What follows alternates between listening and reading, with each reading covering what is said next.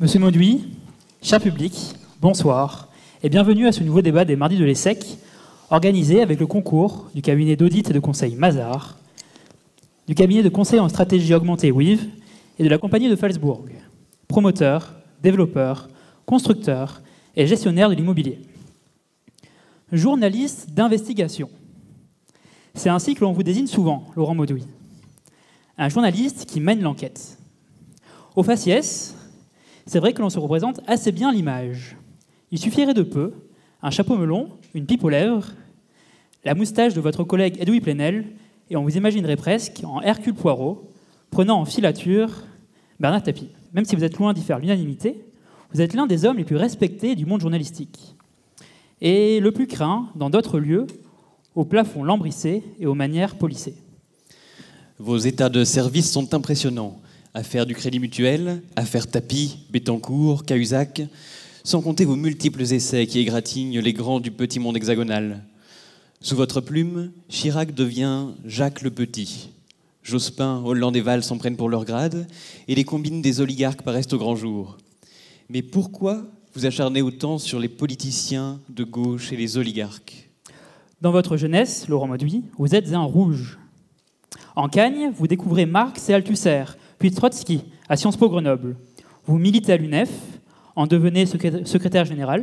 La légende voudrait même que vous ayez remis sa première carte de syndicaliste à François Hollande. Puis vous engagez dans l'organisation communiste internationaliste. Dans cette nébuleuse trotskiste, vous frayez avec les futurs apparatchiks du Parti socialiste et opérez sous les ordres d'un certain Cambadélis. C'est là qu'a lieu le crime. En 1985, Jean-Christophe retourne sa veste en cuir et rejoint Mitterrand. Il est suivi dans cette aventure par une cohorte de militants de l'OCI, dont vous, camarade Mauduit. Loin de l'aile gauche du parti où il était attendu, l'opportuniste finira par lâcher ses troupes en rase campagne pour débuter sa carrière au centre du PS. Pour vous, c'est une trahison. Alors que vous rêviez de changer la vie, c'est finalement la vie qui a changé vos camarades. Pour préserver votre idéal, vous décidez, à défaut de changer le monde, de l'observer depuis votre poste de journaliste économique à la Tribune de l'économie, puis en tant que chef du service éco de Libération, et enfin au Monde. C'est peut-être de cette désillusion que vous vient l'une de vos cibles favorites, la gauche. Celle-là même à qui les socialistes ont inoculé le virus du fric, celle qui se compromet avec l'austérité et le capitalisme, la gauche de ceux qui ont trahi les idéaux de leur jeunesse trotskiste. Cette gauche aime le Mauduit, la poursuite de ses essais vengeurs. Dans la gauche imaginaire et le nouveau capitalisme, puis l'adieu au socialisme, vous dénoncez la traîtrise d'un Jospin Premier ministre, candidat fossoyeur du socialisme. Lorsque vos anciens camarades arrivent au pouvoir en 2012, ces règlements de compte à l'OCI, vous flinguez l'étrange capitulation du quinquennat devant les puissances de l'argent, pointez du doigt les renoncements d'une gauche qui ne fait même plus semblant de vouloir réinventer la société, et créez le scandale autour des diplômes de Cambadélis. Quand il ne tape pas sur la gauche, l'inspecteur Mauduit filoche les oligarques de tout poil. Derrière ce terme qui fleure bon la lutte des classes, vous rangez tous ceux qui profitent du capitalisme de connivence à la française.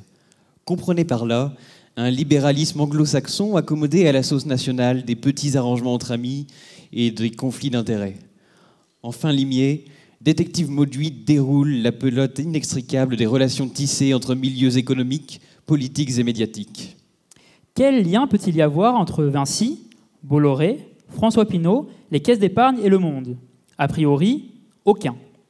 Mais à force de regarder sous le tapis, l'enquêteur Mauduit finira par mettre la main sur Alain Minc, éminence grise des princes du CAC 40, conseiller de l'ombre des grands patrons français et président du conseil de surveillance du Monde, au moment où un papier du journaliste Mauduit sur les caisses d'épargne, dont Minc conseille par ailleurs le patron, est mystérieusement censuré.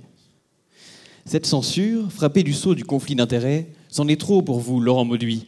Entrons-en plutôt dans un monde indépendant car propriété de ces journalistes, vous étiez peu à peu monté en grade. Chargé de la politique économique française, puis rédacteur en chef du service entreprise. Ironique pour un ancien trotskiste. Et enfin, directeur adjoint de la publication. De là, au-dessus de la mêlée, et exempt de toute trahison de vos idéaux, vous dénonciez la compromission de la gauche et du capitalisme, tout en promouvant la ligne pro-mondialisation du service éco. En 2005, Pour faire face à l'entrée de Lagardère au capital du Monde, qui menace l'indépendance de la publication, Mauduit le Rouge renoue avec ses réflexes d'agite-prop. Mis en minorité à l'Assemblée générale de journalistes, vous quittez de votre propre chef vos fonctions de directeur adjoint de la publication et assurez un service minimum d'éditorialistes pour avoir le temps de mener vos enquêtes. Pour vous, la censure de l'article sur les caisses d'épargne parachève l'atteinte à l'indépendance du Monde. Vous claquez la porte de la rédaction, débutez votre enquête sur le système Minc et une autre sur tapis. La mise au pas du Monde dont vous avez été témoin vous a ouvert les yeux sur les liens entre les oligarques et les médias. Vous dénoncez dans votre dernier livre leur concentration entre les mains de milliardaires dans une logique d'influence au détriment de la liberté de la presse. Pour la sauver de la normalisation éditoriale qui la guette, vous et vos comparses montez une opération. Nom, Mediapart.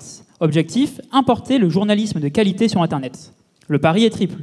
Faire du contenu exclusivement en ligne, se rémunérer sur abonnement sans publicité, et donner la parole aux lecteurs. Lancé en 2008, le site compte aujourd'hui 131 000 abonnés, dont le nombre s'est accru au fil des scandales. Largement bénéficiaire, le développement est pourtant plombé par ce que vous appelez pudiquement un contentieux lié au taux de TVA à appliquer à vos activités. Alors, redresseur de tort ou Don Quichotte du capitalisme de complaisance, journaliste aigri à la sauce trotskiste ou moralisateur perché dans sa tour d'ivoire? Qui êtes-vous finalement, inspecteur Mauduit? Nous vous souhaitons un excellent débat.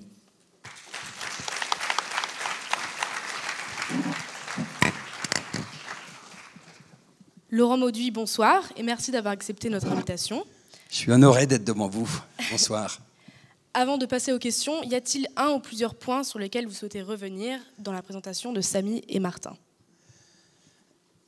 La moquerie est l'un des apanages de mon métier, donc je ne vais pas prendre ombrage. Donc la référence à mon passé, jeune, à mes convictions, me fait plaisir. C'est vrai que... Mais je suis d'une autre génération, c'est une autre histoire. Mais c'est vrai qu'étudiant, j'ai offert une carte à l'UNEF à un jeune étudiant à Sciences Po, il s'appelait François Hollande. Il y avait un délégué de l'UNEF à Besançon qui refusait de centraliser ses cotisations.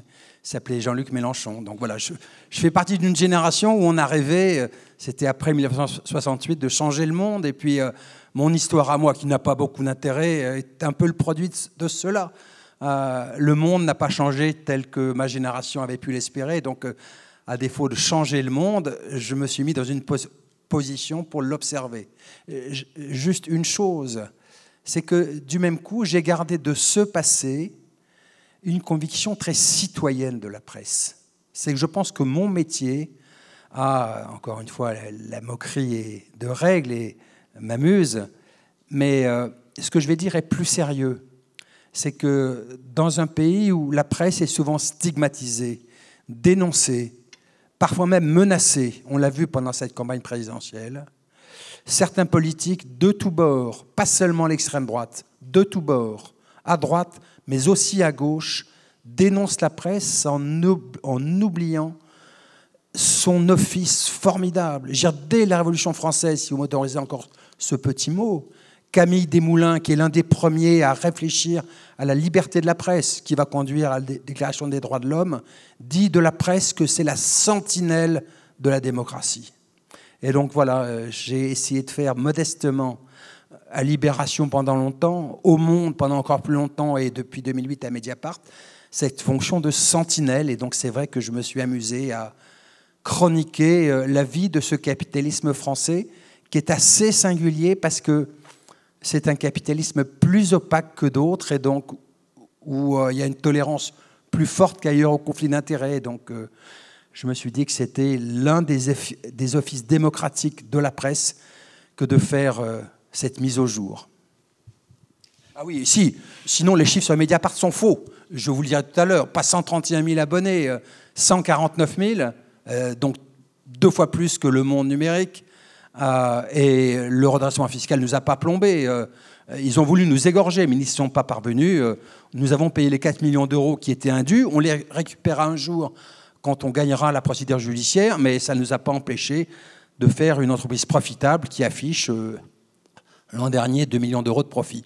Donc voilà, nous ne sommes pas du tout étranglés. Merci, on reviendra en effet sur sur Mediapart plus longuement plus tard dans cette interview. On va d'abord évoquer les médias et la politique. En effet, comme vous l'avez évoqué, ça a été un débat assez riche, notamment sur les dernières campagne présidentielle. En effet, on a eu des mots-clés tels que fake news ou candidat des médias.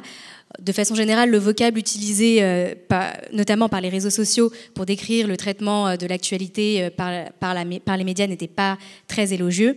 Le contexte actuel montre de façon générale une défiance quant aux médias qui, comme à d'autres moments cruciaux de notre histoire, ont été accusés de vouloir façonner l'opinion publique. Donc si on reprend les 3 fonctions clés des médias, qui est globalement celle d'informer, de refléter, mais également d'être acteurs de notre temps, à quel point les médias devraient-ils être acteurs de leur temps lors d'une campagne politique? En d'autres mots, quel doit être selon vous le bon rôle des médias dans une campagne présidentielle? Nous y reviendrons, j'imagine, tout à l'heure. Moi, j'ai la conviction que la France est l'un des pays dans le concert des grandes démocraties qui a la presse la plus mauvaise, la plus asservie, celle qui manque le plus d'indépendance, et ce manque d'indépendance économique a un impact majeur sur les contenus éditoriaux des journaux. Et donc, ce qu'est la fonction première de la presse, qui est d'informer, d'enquêter, souvent n'est pas assumé par la presse. Le simple fait qu'on nous pointe du doigt en nous qualifiant de journalistes d'investigation dit quelque part quelque chose du naufrage de la presse, parce que c'est un pléonasme. Toute la presse devrait être une presse d'investigation. C'est le cœur du métier, d'enquêter, d'informer. Si vous regardez bien, il y a une tradition d'enquête en France qui est très très faible. Très faible. C'est vrai dans la presse politique, d'information en général. C'est vrai encore plus sans doute dans la presse économique. Et donc, le plus souvent, vous avez une presse assez en empathie avec les mœurs politiques françaises, c'est-à-dire les mœurs de la monarchie républicaine, où la presse participe au système monarchique. La presse est là en faire-valoir, en tendeur de micro. Vous assistez ordinairement à une conférence de presse du président de la République.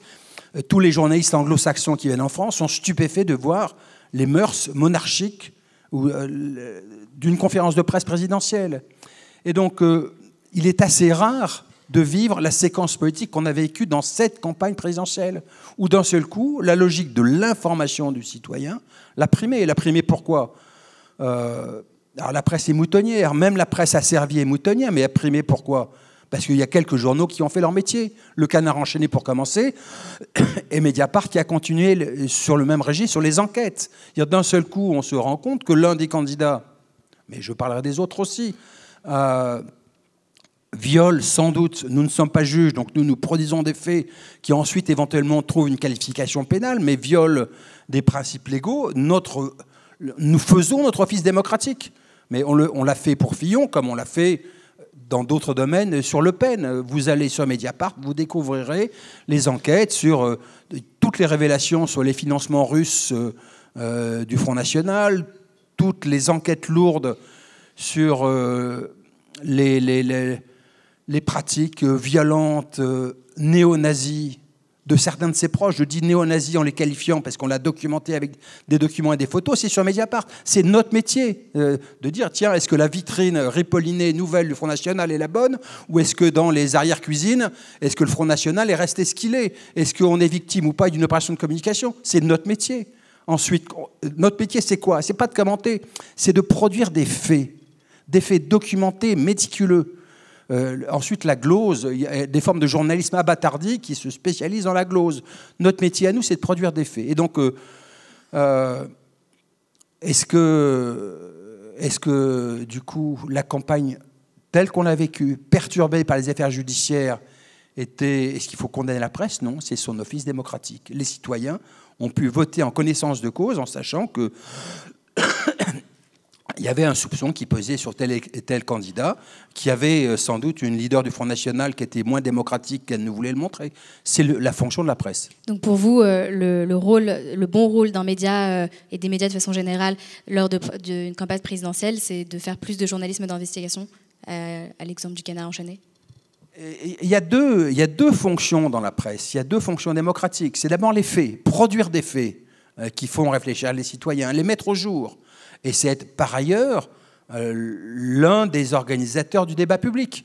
Donc nous le faisons à notre façon pour les candidats qui acceptent de venir chez nous, de poser des questions, non pas complaisantes ou faire valoir, mais un questionnement parfois rugueux. Et donc c'est vrai que l'étape Mediapart, il y a certains des candidats qui n'ont pas voulu, qui n'ont pas souhaité la passer. Je peux vous donner un exemple. Il y a un candidat qui a refusé de venir à Mediapart, qui est Jean-Luc Mélenchon.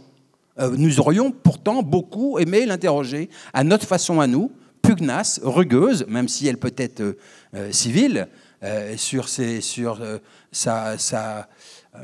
le regard qu'il avait sur le régime de Poutine, sur les libertés publiques au Venezuela, ou que sais-je encore. On avait beaucoup de questions à notre façon de lui poser. Donc voilà, il y a deux fonctions démocratiques de la presse. Produire des faits, c'est l'essentiel. Malheureusement, souvent, la presse française, pour des raisons qui tiennent à son indépendance, oublie sa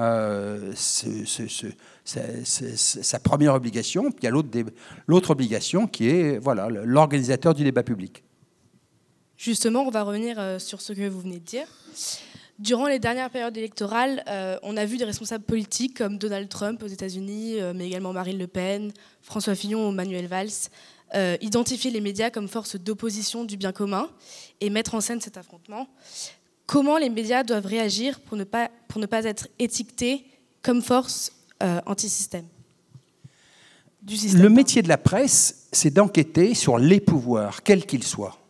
Et donc, nous, quand Mediapart s'est créé, on nous a fait le reproche au début, puisqu'on se crée en 2008 sous le quinquennat de Nicolas Sarkozy. Et donc, assez logiquement, on enquête sur la vie des affaires. Je pourrais vous raconter mes enquêtes sur la vie des affaires, mais aussi sur le pouvoir du moment, sur Nicolas Sarkozy. Et donc, coup sur coup, on a sorti beaucoup d'affaires. L'affaire Bettencourt, on a sorti les volets d'intérêt public de l'affaire Bettencourt, les affaires... L'aspect privé, on ne l'a pas évoqué. Moi, j'ai fait beaucoup de révélations sur le scandale Tapie, sur le détournement du cours de la justice ordinaire au profit d'une justice privée, et donc les 404 millions d'euros alloués à Tapie. C'est ça la fonction de la presse. Et donc, beaucoup de gens nous ont regardés en nous disant « Mais d'accord, vous faites bien votre métier, même vous réveillez peut-être une partie de la presse par ces informations rugueuses. » On l'a même fait, je vous le rappelle, c'est nous qui sortons pendant l'entre-deux-tours en 2012 le premier document révélant la possibilité de financement libyen de Nicolas Sarkozy. Mais les gens nous disaient, oui, mais vous êtes des journalistes un peu militants parce que vous êtes des journalistes anti-sarkozystes. Et nous, on répétait sans cesse, on écrit sur les pouvoirs. Aujourd'hui, le pouvoir, en plus dans un système de monarchie républicaine, le pouvoir en France est très concentré. Donc on écrit sur la tête d'épingle, sur le chef de l'État, mais dès 2012, s'il y a une alternance, on continuera. Et le vrai test de crédibilité de Mediapart, ça a été cela. Ça a été le fait que nous-mêmes, on a une sorte d'enthousiasme joyeux en se disant il faut vite qu'on apporte la preuve à nos lecteurs que ce que nous faisions n'était pas par parti pris, mais c'était notre métier, enquêter. Donc on va enquêter aussi sur les proches de Hollande. Et donc l'histoire est très simple. On a été un beau jour intrigué par un ministre du budget, Jérôme Cahuzac, et on a été intrigué pour une raison journalistique assez simple, c'est que, vous vous souvenez, son prédécesseur, Éric Woerth, ministre du budget sous Sarkozy, avait commandité un rapport à un juriste pour expertiser l'affaire de l'hippodrome de Compiègne. Mais comme la justice, une enquête préliminaire avait été ouverte, on s'est dit, tiens, ils font ça, Woerth fait ça en violation du principe de la séparation des pouvoirs. Puisque la justice est saisie, Bercy n'a aucune raison de le faire. Et on a été d'autant plus intrigués que le rapport du juriste a absous Éric Woerth. On s'est dit, tiens, Jérôme Cahuzac est vraiment un drôle de personnage et on ne le connaît pas bien. C'est un nouveau venu dans la galaxie socialiste. Et donc, du coup, on s'est dit, tiens, il faut faire un portrait de lui, il faut enquêter. Et donc, on a été à Villeneuve-sur-Lot. Et assez vite, on a entendu parler d'un enregistrement. Voilà. Donc, produire des faits, quelles que soient les majorités en place, voilà, encore une fois, c'est l'office démocratique de la presse. Donc finalement, si une partie de la presse se fait étiqueter de presse système, c'est que c'est un peu vrai ? Je n'ai pas compris. Si une partie de la presse se fait étiqueter, se fait traiter de presse système, c'est que c'est un peu vrai ? Presse système, c'est-à-dire de la presse dans le système de connivence ? C'est-à-dire que contre un parti qui voudrait, par exemple, se définir anti-système ou qui ne ferait pas partie, si vous voulez, de l'espèce Vous me demandez si par contraste, je regarde les autres journaux comme étant des journaux qui sont dans le système, c'est ça? Ma question n'a pas été claire en effet. En gros, vous avez dit que la presse, le bon rôle de la presse en campagne présidentielle serait de produire des faits. Donc, on a vu qu'il y a une réelle défiance de la presse, une défiance citoyenne de la presse pendant cette campagne électorale. Donc, finalement, si elle se fait étiqueter en effet de presse système et qui ne répondrait pas aux attentes citoyennes, c'est que en fait, finalement, elle ne fait pas son rôle et qu'elle mérite cette évaluation. Là, ça renvoie à l'autre partie du débat que vous vouliez évoquer, qui est la question de l'indépendance de la presse. Je pense qu'il existe, c'est vrai, qu'il y a sur la presse un discrédit dans l'opinion, et un discrédit qui est malheureusement très, très justifié, sans que le citoyen sache exactement les systèmes de censure, d'autocensure, d'instrumentalisation de la presse, même si parfois il y a des aspects très spectaculaires à la censure. Je dirais, Bolloré en a apporté la preuve il y a 1 an. Il y a dans l'opinion un discrédit qui pèse sur la presse, qui est souvent justifié. Et si vous regardez bien, souvent les journalistes pensent de manière, me semble-t-il, injustifiée, que la presse vit en France une crise de la demande, que si les ventes baissent, c'est parce que les gens arrêtent d'acheter. Moi, je pense qu'on vit une crise de l'offre.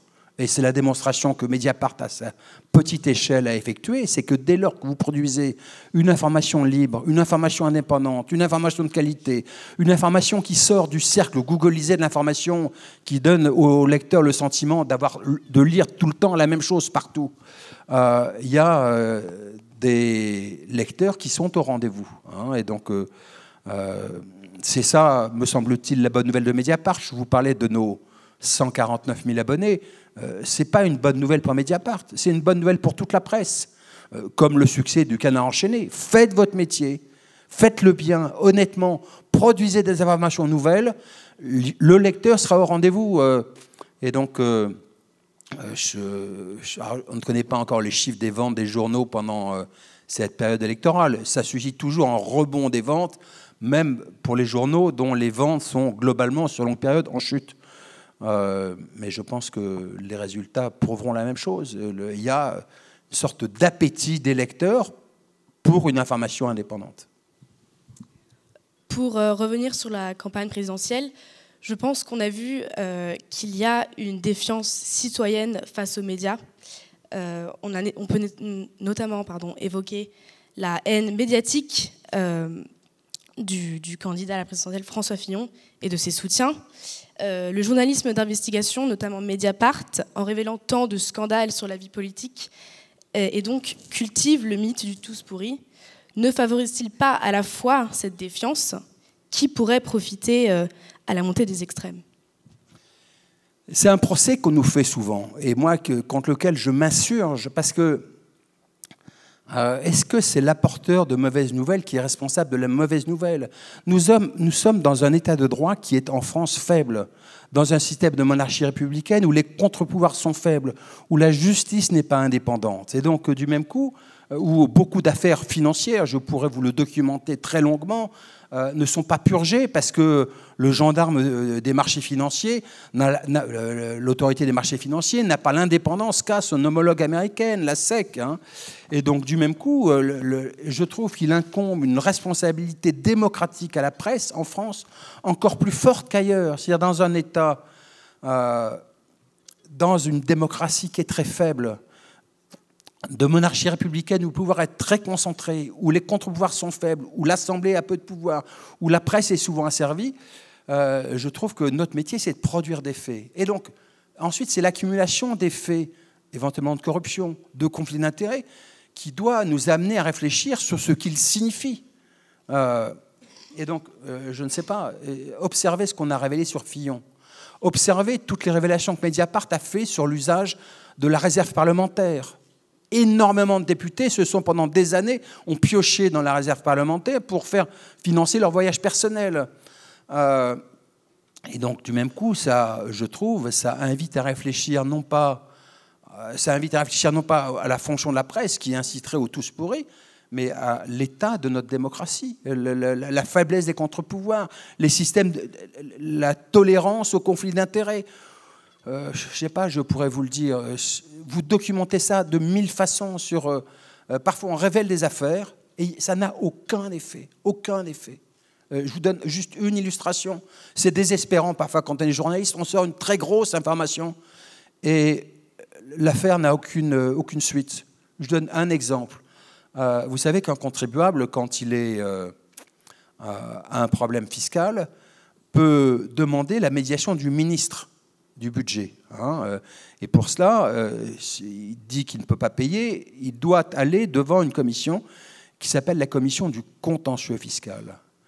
Et ce sont des gens sérieux. Il y a un membre de la Cour des comptes, un membre du Conseil d'État, un membre de la Cour de cassation. Et cette commission émet un avis qu'elle transmet au ministre. Et l'avis, en général, est favorable. Dans 2 cas, remise gracieuse, si la personne est absolument insolvable, donc ça ne sert à rien de la pourchasser, elle ne pourra pas payer. Ou alors si le recouvrement de l'impôt conduit à la faillite d'une entreprise. Dans ce cas-là, la commission évalue.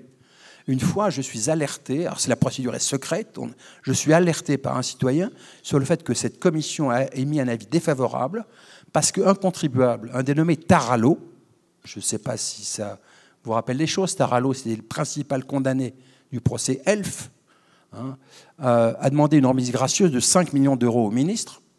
C'était le montant de sa condamnation devant la Cour d'appel. La commission du contentieux fiscal dit avis défavorable, ça va au ministre, le ministre donne son agrément, et donc 5 millions d'euros d'impôts sont annulés, la condamnation est annulée, et l'affaire est secrète, le ministre n'est même pas en charge, n'a même pas l'obligation d'informer la commission de la décision finale qu'il a prise. Des systèmes, des passe-droits de ce type-là, je peux vous en raconter des centaines, n'en plus finir. Est-ce que j'alimente le tous pourri? Non, j'alimente, me semble-t-il. Ensuite, chacun se saisit de ses faits à sa façon. Certains peuvent dire tous pourri, d'autres peuvent dire il serait temps qu'en France, on engage ou on réfléchisse à une refondation démocratique. Comment se fait-il qu'un ministre puisse avoir de tels droits? Je donne encore un autre exemple pour aller vite. Je ne suis pas trop long. Savez-vous que jusqu'en 1996, jusqu'à une directive de l'OCDE de lutte contre la corruption, tous les pots de vin versés par les groupes français à l'étranger, dans le cas où ils en versaient, étaient déductibles d'impôt sur les sociétés. C'était les contribuables français qui, sans le savoir, finançaient les pots de vin de corruption quand un groupe civil français voulait corrompre un haut fonctionnaire au Japon, aux États-Unis ou ailleurs. Et en plus, c'était automatiquement frappé du secret défense. Pour ça, il suffisait de demander l'autorisation à la direction des douanes ou à la direction des impôts pour obtenir une diminution d'impôts correspondante au pot de vin. Est-ce que le métier du journaliste, n'était pas de révéler ça? Et voilà, donc moi, comme citoyen, j'espère que les faits graves que je révèle contribueront à un regard lucide sur les faiblesses de notre démocratie et donc à une refondation d'un état de droit plus solide. Mais l'affaire peut m'échapper, les politiques peuvent l'exploiter d'une autre façon, muselons la presse parce que vous faites le jeu du Front National. J'ai vraiment pas ce sentiment-là. Alors, vous avez évoqué le fait que la presse devait donc produire des faits. Elle a également le rôle de reflet, et notamment le reflet de la vie présidentielle dans la Ve République. Donc, le fait qu'elle soit justement l'intermédiaire entre le président et le peuple, est-ce que ce serait pas, est-ce que ça peut se faire de façon complètement indépendante? Redites-moi bien votre question. Alors, donc la presse a également cette fonction de reflet, notamment de reflet de la vie présidentielle. Oui. Elle doit donc être l'intermédiaire entre le président et le peuple. Non. Ah, j'avais bien compris. J'avais eu peur d'avoir bien compris. Je vais vous dire, la presse meurt de ça. Pour ceux que ça intéresse, pour ceux qui veulent comprendre, le naufrage de la presse française. Il y a un double naufrage. Il y a un naufrage lié à l'affairisme, au fait que la presse libre indépendante a été rachetée par des milliardaires en France dont le métier n'est pas la presse. Mais il y a un autre mal qui ronge la presse, c'est le présidentialisme. Si vous voulez bien comprendre ce que je veux dire, lisez moi, un livre qui m'a beaucoup apporté quand j'étais plus jeune, qui est le livre de Pierre-François Vallon, l'historien professeur au Collège de France, La démocratie inachevée, où il explique quelle est la culture politique française. Et il parle du Second Empire. La culture politique est tout entière organisée en France sur le face-à-face entre le monarque républicain et le peuple. Et tout ce qui s'interpose est illégitime. Le Parlement n'est pas légitime, la presse n'est pas légitime. Et donc à l'époque, sous le Second Empire, la bonne presse, c'est la presse asservie. Qui possède la presse sous le Second Empire? C'est le duc de Morny, le demi-frère de l'empereur, et c'est un spéculateur, Jules Mirès. À l'époque, on spéculait non pas sur les télécoms ou Internet, mais sur les chemins de fer, voilà. Et donc la presse était une presse aux ordres des obligés du palais. Elle devait chanter les louanges du palais. Et donc, c'est vrai que ce système vous regardez ensuite cette tradition, cette culture politique d'une presse illégitime, ce qui n'est pas le cas dans le système anglo-saxon, on pourra y revenir, mais a perduré en France. Du Second Empire, vous passez au gaullisme, c'est la même tradition. La presse n'est pas légitime. C'est l'ORTF, c'est la voix de la France, et l'agence France-Presse, c'est une sorte d'extension du Quai d'Orsay. Et il faut la révolte de 68 avec la grève de l'ORTF pour que certains journalistes disent mais attendez, cette ligne directe qu'il y a entre le ministre de l'Information et le présentateur de la télévision est une indignité. Mais remarquez que la procédure subsiste toujours. Regardez le capitalisme du Fouquet's, celui de Nicolas Sarkozy à sa fête. C'est plus la fête impériale, c'est la fête du Fouquet's. À la fête, il y a tous les patrons de presse. Et le signe distinctif de tous ces patrons de presse, c'est que leur métier est ailleurs. L'un est marchand d'armes, l'autre est dans l'aéronautique, le troisième est dans le luxe. On est encore sous le régime impérial, où la presse n'est pas le contre-pouvoir démocratique. Si je dis ça, c'est que la tradition anglo-saxonne n'a rien à voir. Juste une petite anecdote, si vous m'y autorisez. Juste avant la Révolution française, l'ambassadeur des États-Unis en France, Thomas Jefferson, qui deviendra le 3e président américain. Ça fait plaisir de penser qu'il y a eu parfois des présidents progressistes aux États-Unis, et lui l'était. Thomas Jefferson vit dans l'esprit des Lumières. Il baigne dedans, et donc il est ambassadeur de 1785 à l'automne 1789. Et donc il vit dans l'aspiration aux libertés. Dans ces libertés, il y a la liberté de parole, d'expression et la liberté de la presse, ce qui conduira à la Déclaration des droits de l'homme. Et Jefferson, ambassadeur à Paris, écrit à un ami américain en 1787 cette phrase formidable.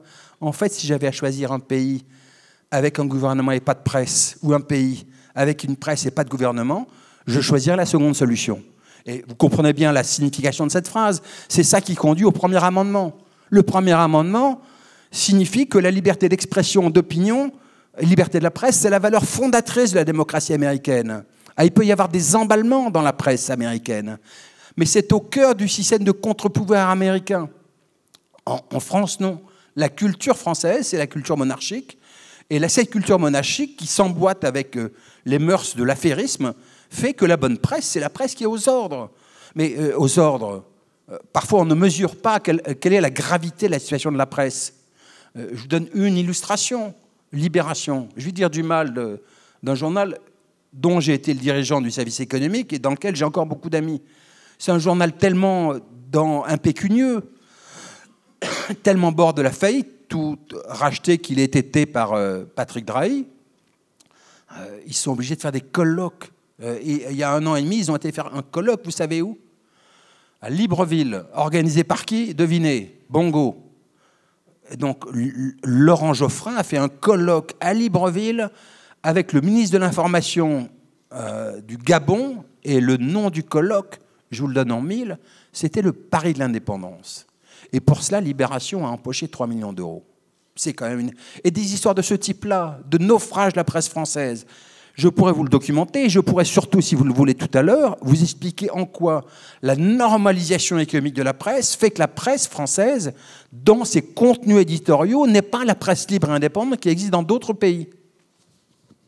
Dans ce cas-là, quel bon intermédiaire on pourrait voir entre cette fonction de président et le peuple, si la presse n'y parvient pas, ou est-ce que c'est justement la surreprésentation du rôle du président dans la Ve République qui est justement mise en cause? Moi, j'ai le sentiment que nous sommes dans une démocratie en France qui est très à part, qui est ce système de monarchie républicaine dont je parlais, qui est le système que Mitterrand dénonce dans son pamphlet 1964, le coup d'État permanent. Hein. Et c'est un système dans lequel la presse est prise, ça crée des ravages. Je veux dire, l'accélération des rachats de la presse par des richissimes hommes d'affaires dont la presse n'est pas le métier, c'est fait dans un système très monarchique qui était celui de Sarkozy. Les obligés du palais, pour aider le maître du palais, ont racheté pour lui faire plaisir les journaux. Voilà. Donc les logiques de communication du chef de l'État échappent à la presse. La fonction de la presse, c'est au contraire d'avoir un agenda d'information totalement différent de l'agenda des puissants. Moi, je me sens un journaliste libre dès lors que je ne suis pas prisonnier de l'agenda de communication des autres. Mon métier, c'est de casser la gangue de la communication pour, derrière la communication, révéler au lecteur les informations fortes. Comment vous dire? Produire des faits. Juste un exemple pour vous expliquer la logique dans laquelle je suis. Qu'est-ce qui fait tourner la présidence Bush aux États-Unis, qui était construite, assise sur un mensonge d'État, les armes de destruction massive en Irak? C'est l'obsession d'un journaliste, d'un grand journaliste, travaillant dans un petit journal, mais célèbre, le New Yorker. Et souvent, comme journaliste, il trouvera ce qu'il a envie de trouver. C'est-à-dire qu'il a une intuition de départ, il a une idée. Et quelle est l'idée de Seymour Hersh? C'est, tiens, c'est curieux, pourquoi est-ce qu'ils ont installé Guantanamo à Guantanamo? En clair, pourquoi est-ce qu'ils ont installé ce centre dans un lieu à Cuba qui n'est pas couvert par le droit américain? Sans doute est-ce, pense-t-il, parce qu'il se passe des choses qui ne sont peut-être pas conformes au droit américain. Et donc, il a l'intuition de la torture. Et donc, il a cette obsession. À la même époque, au même moment, il y a des journalistes, des très grands journaux américains, qui sont dans des relations, malheureusement, de connivence avec la Maison-Blanche et qui véhiculent la communication présidentielle sur les armes de destruction massive. Et il y aura ensuite, ultérieurement, un sursaut déontologique dans ces journaux et même des licenciements pour des journalistes qui ont commis des fautes professionnelles. Et donc, encore une fois, la fonction...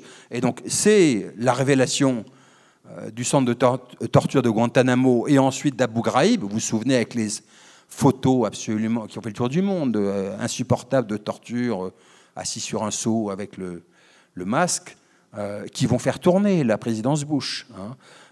Moi, je trouve que la fonction de la presse s'arrête là. Alors, c'est vrai qu'il y a d'autres formes de journalisme, journaliste de salon, journaliste de gouvernement. Mais ça, c'est vieux comme le monde. Vous lisez Balzac, Splendeur et misère des courtisanes. Déjà, sous la monarchie de Juillet, vous voyez des journalistes qui font cet office, qui, à force de côtoyer les grands de ce monde, ont l'impression d'en faire partie. Ben voilà, un journaliste, non, ne peut pas faire partie des grands de ce monde. Il ne porte la voix de personne d'autre. Il est au service des citoyens pour produire des faits.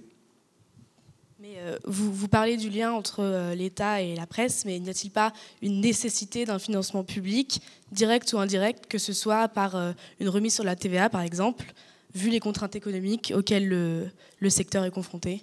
Et comment, du coup, on assure son indépendance? Alors, dans ce système très pervers, où la presse est détenue par des, je dis bien pas par des industriels de la presse, par des hommes d'affaires dans des logiques d'influence, la presse est enserrée de mille façons. Elle est tenue par ces oligarques. Elle est aussi maintenue dans des liens de dépendance très malsaines avec la puissance publique. Et dans ces relations malsaines, il y a les aides directes. Pendant des années, jusqu'en 2013, l'Élysée avait une enveloppe à peu près de 350 millions d'euros qui était livrée titre par titre sans que l'on sache les clés de répartition. Donc c'était secret. Donc quand parfois on arrivait à faire un scoop, on découvrait que chaque année, Le Figaro était le premier, touchait 18 millions d'aides directes. Le Monde arrivait assez vite derrière, 17 millions. Libération, peu après, 12. Moi, je trouve ce système insupportable. Et nous défendons, nous, à Mediapart, l'idée de la suppression des aides directes. Le pouvoir central ne peut pas donner de manière discrétionnaire de l'argent sans qu'on connaisse les clés de répartition. Et donc, à Mediapart, nous revendiquons une réforme qui fait hurler certains de nos confrères, qui est la suppression des aides directes. On considère que les seules aides vertueuses, c'est les aides à l'écosystème de la presse. En clair, si on faisait une grande réforme démocratique avec une TVA à 0%, ça me semblerait une réforme progressiste, parce que ce n'est pas une aide à la presse, c'est une aide aux lecteurs pour que les prix soient bas. Et donc aider, je veux dire, un journal à 2 € ou 2,20 €, c'est un prix inabordable pour la majorité des étudiants. Et pourtant, Dieu sait si la lecture de la presse a une utilité démocratique.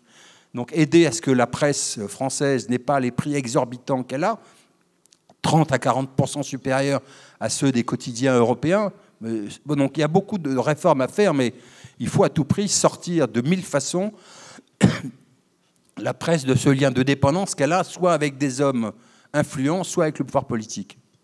Et ce que je dis pour la presse vaut tout autant pour l'audiovisuel public. Le même lien de dépendance existe.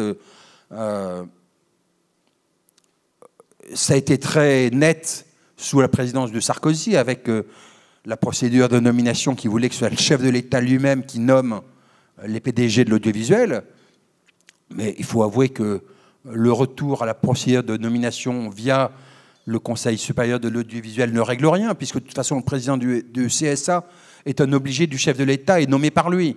En l'occurrence, c'est Olivier Schramek, l'ancien directeur de cabinet de Lionel Jospin. Donc on imagine bien que ce n'est pas Olivier Schramek qui va se dresser contre François Hollande.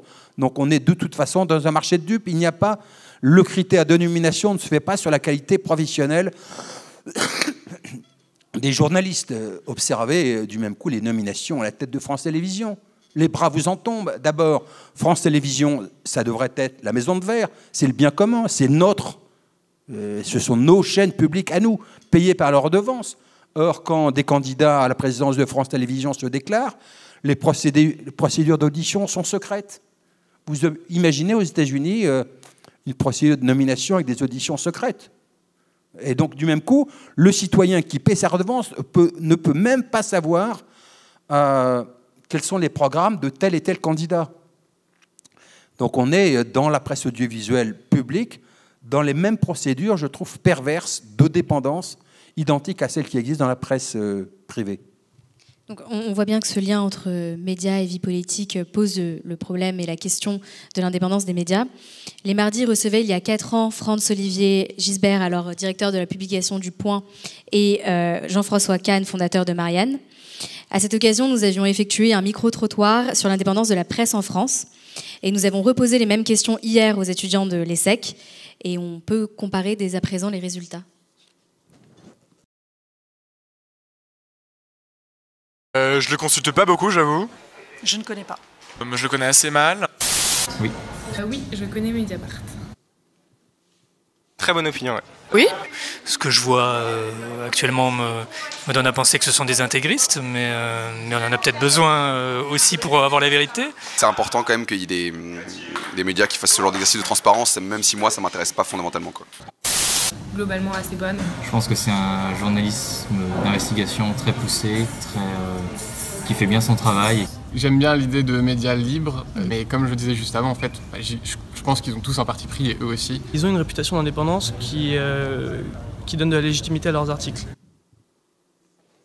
Oui. Non, moi je dirais que non. En France, tout est un peu tabou et c'est vachement contrôlé. Il n'y a que l'information qu'on veut faire passer qui passe. Elle ne peut pas forcément toujours dire ce qu'elle veut. La presse, elle est assez orientée, elle est trop manipulée. Et manipulatrice. Je pense qu'il y a une liberté de la presse. Pendant la campagne présidentielle, ça m'a vraiment choqué à quel point la presse me semblait peu indépendante. J'avais l'habitude, j'étais un gros lecteur du Monde, que j'estimais beaucoup comme journal par ailleurs.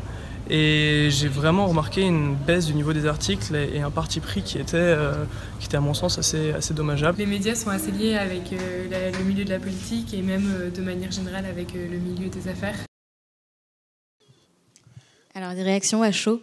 Il y a plein de bon sens dans ces remarques. Et je vais essayer de documenter ce que je comprends de ces... Si vous m'accordez 3 minutes pour faire une petite démonstration. Vous savez, il y a eu des périodes de refondation, soit de fondation de notre démocratie, soit de refondation, où les questions de la liberté de la presse et de son indépendance ont été clairement posées. C'est le cas de la Libération. Juste avant la Libération, le Conseil national de la résistance édicte un principe, c'est une phrase historique, rétablir la liberté de la presse, son honneur et son indépendance vis-à-vis des puissances financières. Si le CNR dit ça, c'est pour tourner la page de la presse collabo, mais c'est surtout pour tourner la page de la presse affairiste vendue de l'entre-deux-guerres. Je pourrais vous raconter des quantités d'histoires sur la corruption du Temps, du Figaro. Voilà. Et donc, à l'époque, tout le monde, toute la presse française applique ce principe. Ériger une muraille de Chine entre les actionnaires et les journalistes. Que les journalistes ne soient prisonniers que de leur propre médiocrité. Dans la vie, c'est bien assez déjà. Et donc, tous les journaux, dans des modalités juridiques différentes, chacun a cherché une voie pour garantir l'indépendance. Donc Le Monde, à partir de 1952, trouve un système, grâce à son fondateur, Hubert Beuve-Méry, qui est modalité juridique, journal, propriété de ses journalistes. Modèle que Libération copiera 20 ans après, lors de sa création. D'autres journaux, de gauche ou de droite, trouvent une autre formule qui est la coopérative ouvrière. Parisien Libéré, le journal issu d'un mouvement de résistance démocrate chrétien, donc de droite, mais aussi le Dauphiné Libéré. À son fronton, il y a un journal libre pour des hommes libres. Beau précepte. Et si j'avais à résumer l'évolution de la presse depuis la Libération, mon sentiment est que la presse a fait l'objet d'une double normalisation. D'une part, ce principe d'indépendance a été balayé. Il y a aussi, je ne l'ai pas dit, mais de grands intellectuels comme Albert Camus, qui dans son journal Combat a beaucoup défendu l'idée d'une presse libre et indépendante. Donc il y a d'abord une normalisation économique, et on a vécu ces dernières années en France une accélération avec la constitution d'immenses oligopoles géants autour de quelques acteurs, donc une remise en cause du pluralisme, autour de Bolloré, autour de Patrick Drahi, autour de Xavier Niel et de ses associés. Voilà. Et de cette normalisation économique a découlé une violence éditoriale que parfois on ne mesure pas. Une intrusion dans, dans les contenus éditoriaux des journaux. Je prends juste un exemple, Vincent Bolloré. Vincent Bolloré, vous connaissez l'empire qu'il a construit. C'est au cœur de son empire. Il y a d'abord la conquête d'une banque, qui était la banque Rivaux. Vous savez peut-être ça mieux que moi. Ah non, vous n'étiez pas né encore à l'époque. La banque Rivaux, c'était la banque, dans les années 80, de la France-Afrique et des coups tordus du RPR. Une banque assez sulfureuse, avec d'immenses possessions donc en Afrique, les bois précieux, etc. Et Vincent Bolloré a des convictions personnelles proches avec ce qu'était ce capitalisme post-colonial dont il est l'un des héritiers. Et donc quand il prend possession, il devient l'actionnaire principal, bien que minoritaire, de Vivendi, et grâce à ça, il devient le patron de iTélé et de Canal. iTélé rebaptisé en CNews. Que fait-il quand il prend la possession d'iTélé? Ce qui s'est passé est une abjection. Je pèse les mots que j'emploie. Pourquoi une abjection? D'une part, il y a les censures à Canal. Il jette à la poubelle un documentaire sur les systèmes d'évasion fiscale du Crédit Mutuel. Crédit Mutuel qu'il avait aidé à conquérir la banque Rivaux. Et puis, à la tête d'iTélé, qui installe-t-il? Un jeune homme, peu d'expérience dans la presse, Guillaume Zeller. Guillaume Zeller, c'est le petit-fils d'Adrien Zeller, le général putschiste de la guerre d'Algérie. Vous me direz, nul n'est responsable de ses ancêtres, sauf que ce jeune Guillaume Zeller revendique ce legs paternel, puisqu'il écrit lui-même sur le blog de Robert Ménard, le maire d'extrême droite de Béziers, des billets de blog, dont l'un en défense de Paul Ossarès, le général qui a promu la torture en Algérie. Et je dis ça, c'est grave. Pourquoi? C'est que iTélé, c'est une fréquence publique que la puissance publique octroie à un opérateur gratuitement. En France, on octroie ça gratuitement. Il y a des pays où on fait payer gratuitement, mais en contrepartie d'un cahier des charges. La puissance publique n'a même pas demandé le respect de l'honnêteté de l'information et l'indépendance de la rédaction. Donc voilà, ce genre de violence éditoriale, je pourrais vous la détailler journal par journal, vous dire ce qui s'est passé au Monde et à l'Obs dans les mêmes conditions. Il y a eu la même normalisation éditoriale.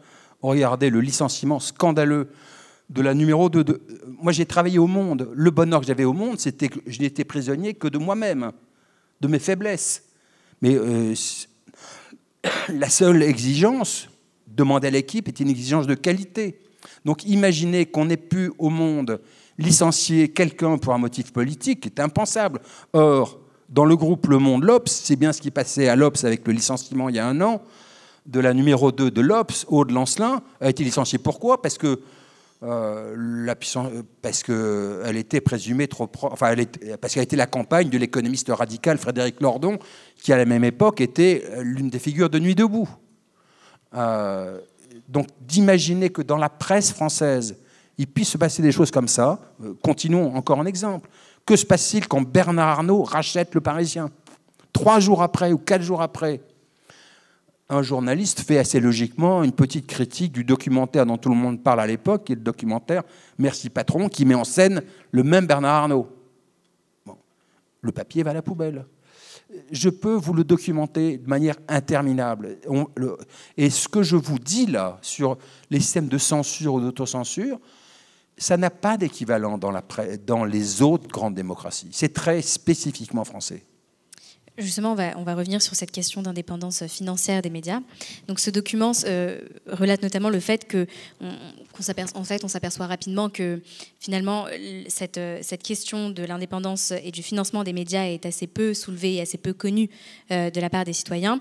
Or, comme vous l'évoquez dans votre ouvrage récemment paru Main basse sur l'information, vous estimez que les médias ne sont pas indépendants du fait de leur appartenance à des groupes privés. Donc, pour rappel, les journaux Le Monde et l'Obs, comme vous l'avez évoqué, ont pour actionnaires majoritaires Xavier Niel, Mathieu Pigasse et Pierre Berger. L'Express, lui, par exemple, est détenu par Patrick Drahi. La liste ne fait que continuer. Pourquoi est-ce que, justement, l'indépendance financière de ces journaux et de la presse de façon générale est cruciale ? Parce que, pour la raison que je vous indiquais tout à l'heure, pourquoi est-ce que le Conseil national de la résistance édicte ce principe ? C'est parce que, je vous l'ai dit, pendant l'entre-deux-guerres, tout le pays avait été traumatisé par une presse totalement corrompue. Un exemple, Le Temps, qui était l'ancêtre du Monde, donc le grand journal de l'entre-deux-guerres, Le Temps, quand son propriétaire meurt en 1932, on découvre dans le coffre-fort du PDG décédé une lettre dans laquelle il confesse qu'en fait, il n'est qu'un prête-nom, qu'il n'est pas le vrai propriétaire du Temps, que le vrai propriétaire s'appelle François de Wendel, qui est à l'époque le président du comité des forges, c'est-à-dire l'équivalent de l'UMM d'aujourd'hui, c'est-à-dire le cœur du patronat français, la métallurgie. Et donc, les résistants sont traumatisés par cette époque et disent à tout prix une muraille de Chine. Et pourquoi est-ce que ce débat a une actualité ? Je peux vous donner un exemple. Pourquoi, par exemple, Xavier Niel, propriétaire de Free, Pierre Berger, l'ancien cofondateur d'Yves Saint-Laurent, et Mathieu Pigasse, patron Europe de la Banque Lazare, décident en 2010 de racheter Le Monde. Ce serait, dans une logique industrielle, le débat serait tout à fait différent. Mais nous ne sommes pas en Allemagne avec le groupe Bertelsmann. Nous ne sommes pas dans un pays anglo-saxon avec le groupe Murdoch. Nous ne sommes pas en France dans une logique industrielle. Nous sommes dans des logiques de connivence, d'influence. Donc, prenons l'exemple de Niel, Pigasse et Berger. Pourquoi est-ce qu'ils veulent racheter Le Monde ? L'histoire est assez simple. En fait, Mathieu Pigasse, patron de l'Europe de la Banque Lazare, est l'ancien directeur adjoint du cabinet de Dominique Strauss-Kahn au ministère des Finances. Et il rêve d'asservir Le Monde à la candidature de son champion, Dominique Strauss-Kahn, qui veut aller vers la présidentielle en 2012. Problème, il n'a pas assez d'argent. Xavier Niel, lui, a un autre souci. C'est qu'il est richissime, il a fait fortune, mais il a un problème de respectabilité. Il vient tout juste, en 2006, d'être très lourdement condamné dans une affaire d'abus de biens sociaux. Il sortait de sex shop avec des liasses de billets en liquide et il a fait un détour par la case Van Ruynbeck. Et donc il se dit que racheter Le Monde lui permettrait de rentrer dans le Gotha select du CAC 40 et milieu d'affaires parisien en effaçant ce passé sulfureux. C'est ça l'association d'origine. Ensuite, l'histoire ne s'est pas passée telle qu'il l'espérait, puisque l'histoire s'est fracassée dans un Sofitel à New York. Mais l'histoire du début est une histoire de rachat d'un journal dans une logique d'influence. On peut écrire la même histoire pour Patrick Drahi et Libération.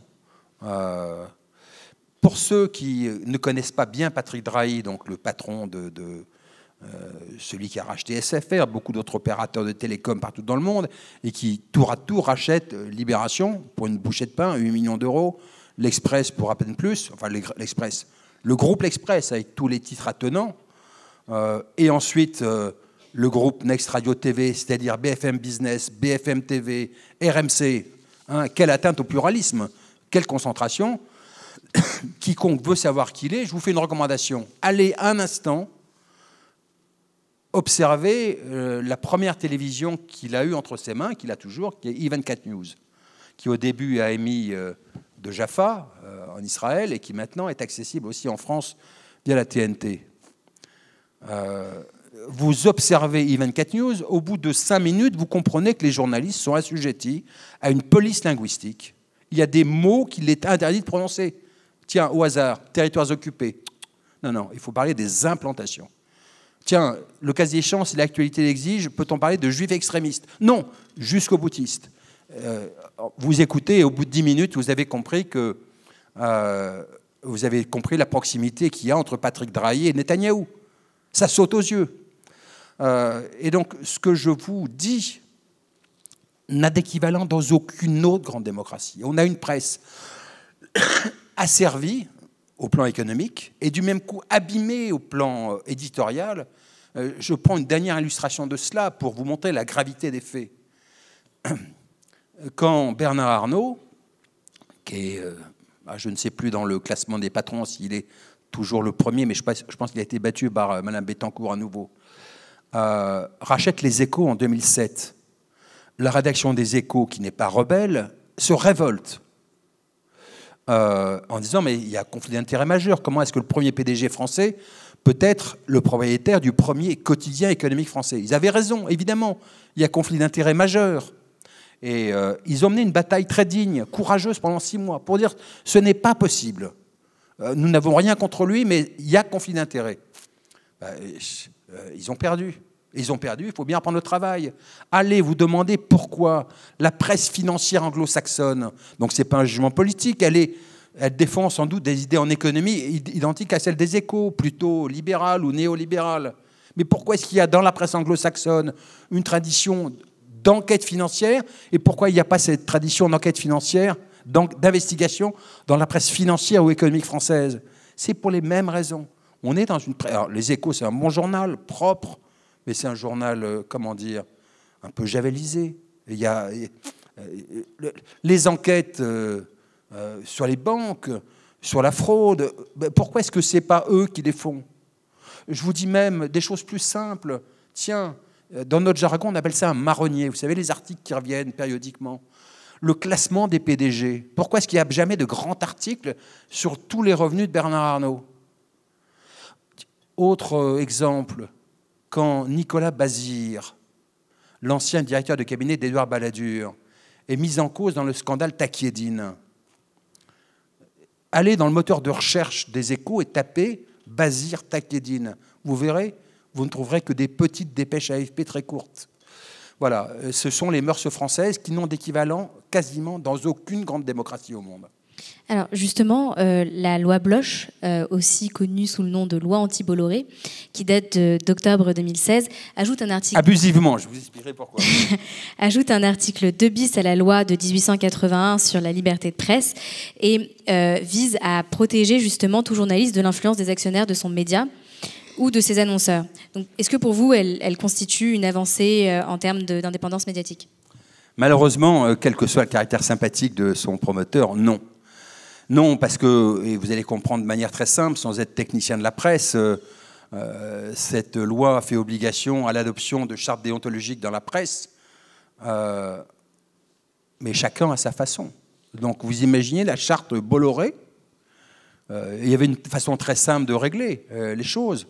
C'était de faire obligation à tous les journaux français de ratifier ou de mettre dans la convention collective la charte de Munich, qui est la grande charte de référence auquel ont adhéré tous les syndicats de journalistes de la planète, ce qui faisait une contrainte. Il y avait une autre façon aussi de régler le conflit dit télé, et que la loi aurait pu prendre et protéger les autres rédactions.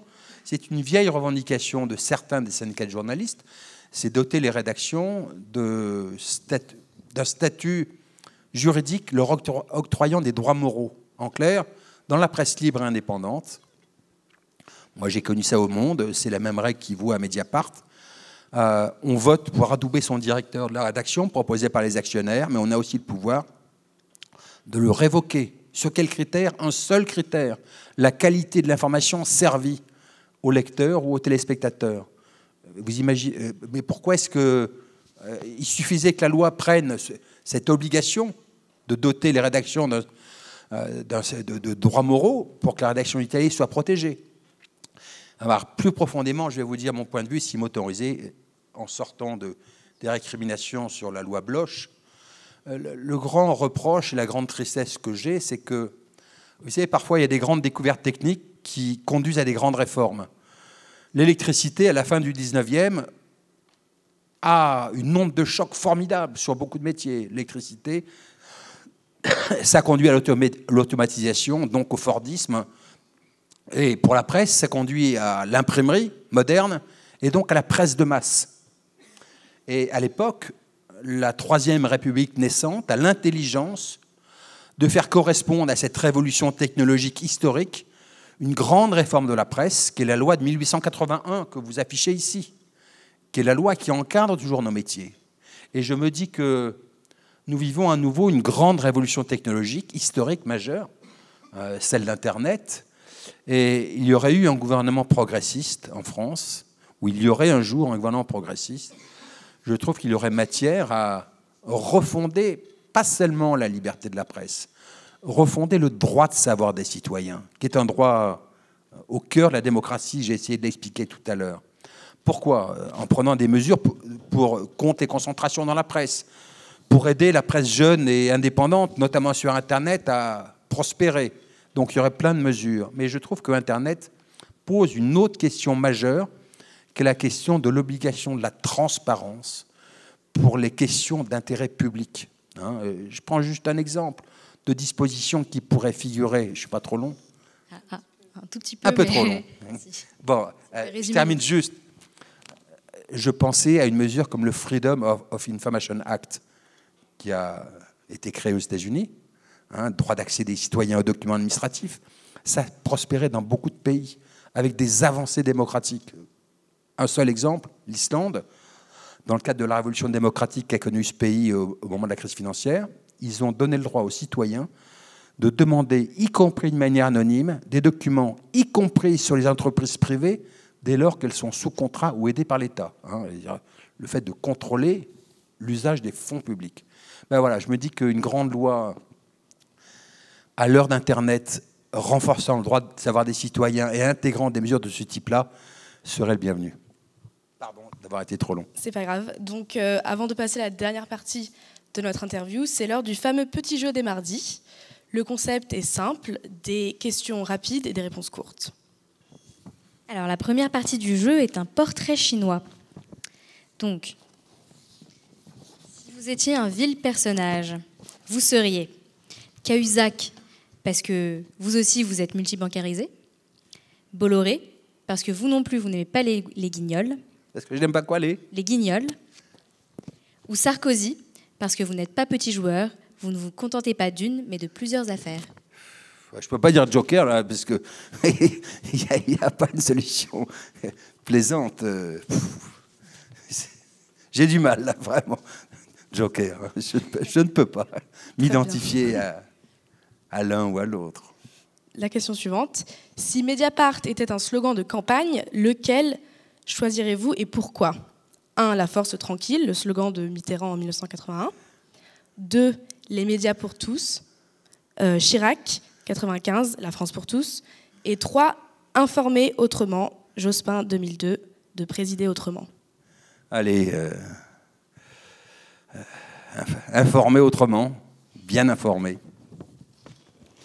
Et donc, si vous deviez être un présentateur de journal télévisé, vous seriez Pujadas, parce que ce n'est pas la taille qui compte, Patrick Poivre d'Arvor, le présentateur vedette et éternel, ou Delahousse, parce qu'en journalisme, la forme compte tout autant que le fond. Ah, vraiment, vous n'avez pas d'autres modèles journalistiques. Moi, je pourrais vous citer Albert Camus, George Orwell, ou des gens qui me font rêver. Il n'y en a aucun des trois qui me fait rêver. Impossible. C'est dommage. La deuxième partie du petit jeu consiste à deviner l'auteur des propos suivants. Qui a dit « Je suis l'homme le plus honnête du monde » ?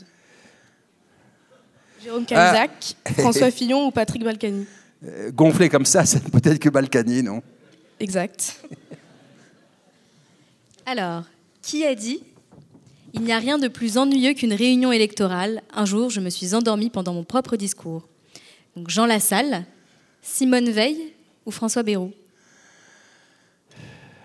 Allez, au hasard, Jean Lassalle est capable de dire des énormités. C'est Simone Veil.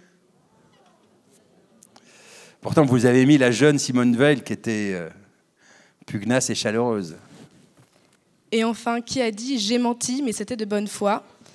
Bernard Tapie, Nicolas Sarkozy ou Bruno Le Roux ? Je suis un expert de la personne mise en examen pour escroquerie en bande organisée, donc je suppose que c'est lui.